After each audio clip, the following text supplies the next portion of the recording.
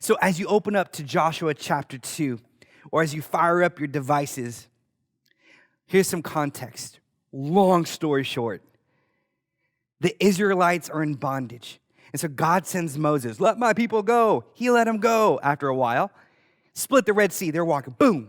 And they come to the precipice of the promised land.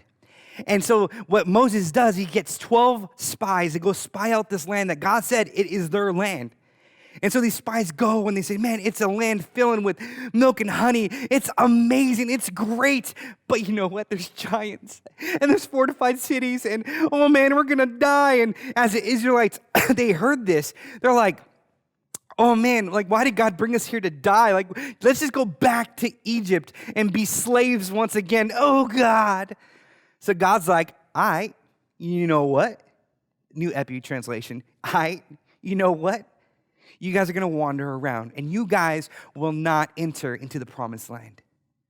So 40 years go by. Moses is dead, and now Joshua is taking over, and God says, oh, you guys are about to take the promised land. And you know what? Be strong and courageous, for I am with you. And he says this 3 times by the time we get to this story. And so Joshua doesn't get 12 spies. He just gets 2 now because he doesn't want that debacle to happen again. And so these 2 spies, they go into Jericho. As they enter into Jericho, as it says in verse 1, and Joshua, the son of Nun, sent 2 men secretly from Shittim as spies, saying, go view the land, especially Jericho. And they went and came into the house of a prostitute whose name was Rehab and lodged there. Now, guys, I got to tell you some behind the scene. Let me spill some tea on myself, how I study this word. When I read narratives, I try to engage in the story, and I try to be in the sandals of certain characters. And I got to tell you, as I've been studying and preparing for the story of Rehab, I've had a couple of issues. I cannot relate. Here's 3 in particular. Number 1, I'm not a woman. Obvi, right? I have no clue how it feels to think like one, to be one. I have no clue. Number 2, in ancient days, women were treated different as they are in America right now. Back in that time, in the ancient culture, women were known as property. So many times, women weren't even named or numbered or anything. They couldn't own land. They couldn't do anything because they were just a woman. Number 3, she was a prostitute. Guys, I have no experience of what it feels like to be a prostitute. So once again, I'm trying to engage. I'm trying to be empathetic. I'm trying to understand, trying to get into her mindset. And you know what I thought about, guys, is this. Here she was, and I question, when did she enter into this profession? Was it when she was a little girl? The Bible is silent on when it happened. Did her dad say, hey, that's all you'll be good for? Or were they bankrupt and poor? And she says, this is the only way that I can provide for my family. And so she's so successful that she is able to own a house where her family lives. And not only that, once again, the mindset, because I've heard so many different stories of human trafficking and women who have been out of this life, and men as well, to know that your body, all it's good for is for someone's gratification. For someone to use you, to mistreat you, not care about your safety, not care about your heart, not care about your mind, not care about you, the person. They just care about your body. And once again, in those studies of women who have been raped or in human trafficking, how they cope, as Rehab might have had a customer, she disassociates herself from her mind, like, let me just escape for as long as this lasts. Like, that's the only way I can cope because he is using me, and you know what? I'm getting money for this. Like, gosh, like the shame. Like, once again, if you were in Rahab's shoes, what would you think if you looked in the mirror? This is all I'm good for? This is all that there is to life? Like, this is the story that I'm a part of? This is my movie? Like, this is it? Like, once again, is she just going to do this for a certain season of life, or just 5 more years, I'll save up enough? Or is she stuck in this for the rest of her life? What hope is there? What success is there? What legacy will she leave behind? So we pick up our story. The spies come, and they come into the house of Rehab. And I got to skip a couple verses, and we'll return to them. But for the sake of this study, I want to show you guys verse 8. Here we go. So she takes the spies, and she knows that they're spies because being a Canaanite woman, knowing the community, knowing the men that come into her house and all that, there's something completely different about these Israelites. And so she hides them. And this is what she says. She says this: before the men lay down, she came up to them on the roof, and she said to the men, I know that the Lord has given you the land, and that the fear of you has fallen upon us. Circle that, highlight that mental note on us. And that all the inhabitants of the land melt away before you. For we, circle, underline, highlight, we'll go back to that.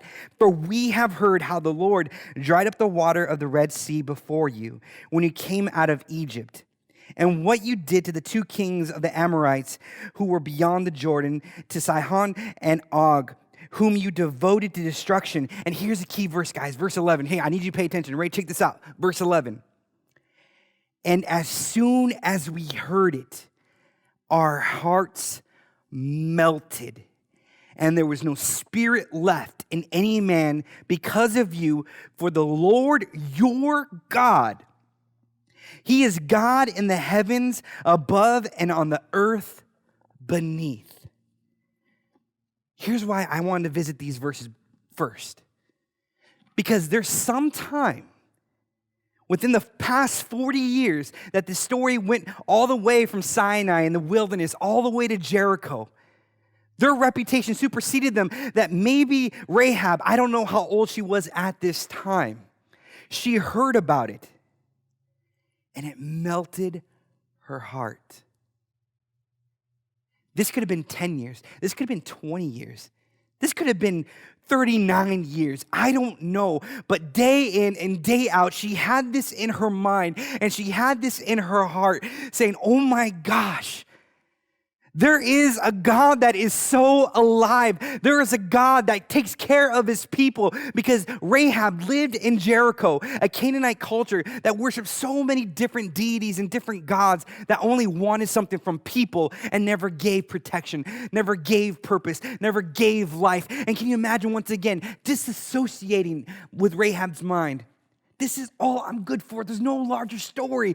What about Yahweh? What about the God of the Israelites? Surely he is God of the heavens and the earth beneath. And I kind of wondered, this is where it sparked when she heard it. I wonder if there's hope that I can join them. I wonder if there's hope that I can be a part of that story. I wonder if there's hope that can break me from this bondage. I wonder if there's hope that can take me away from this life. I wonder if there's hope that can rescue me. I want a God just like that. So as Rehab saw these spies for the first time, Rehab, and here's our point right here, she embarked on one of the longest journeys anyone can ever make. And that is a journey of 18 inches from the head to the heart.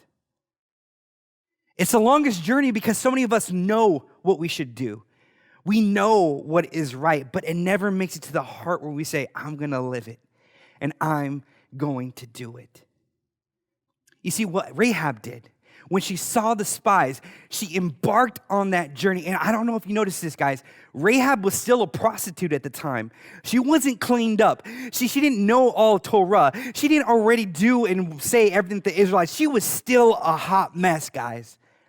But she still embarked on the journey just as she was, saying, I have hope, and I want to go, and I want to be with that God and his people. This is what she did. As the spies were there, the king heard that there were spies coming to her house.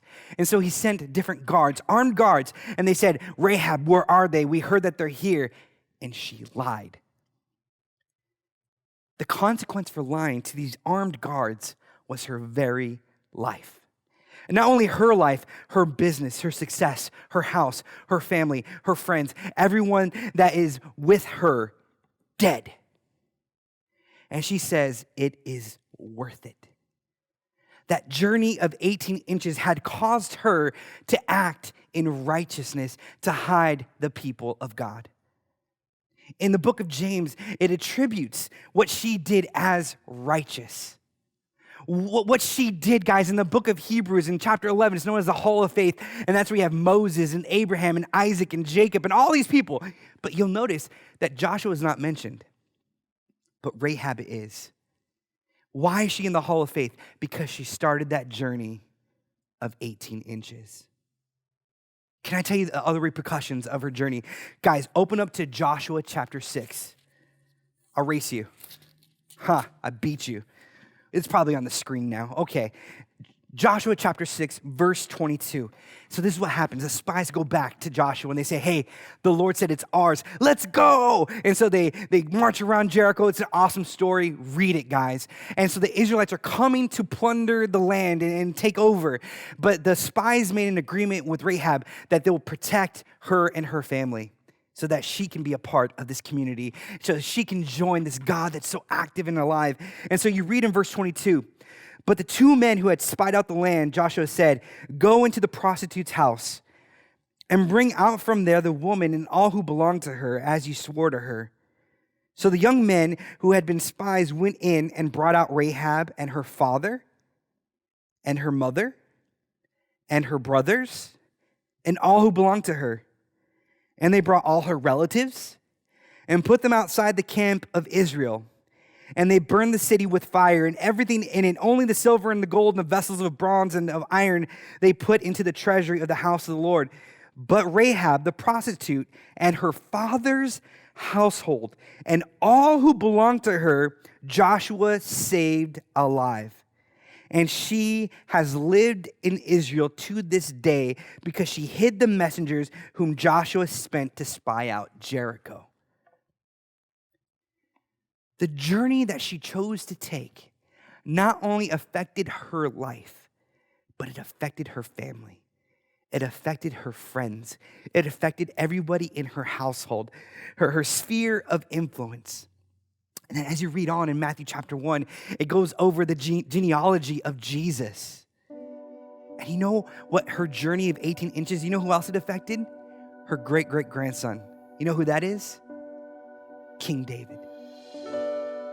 Her journey of 18 inches affected her great-great-great-great-great-great-grandson. You know who that is?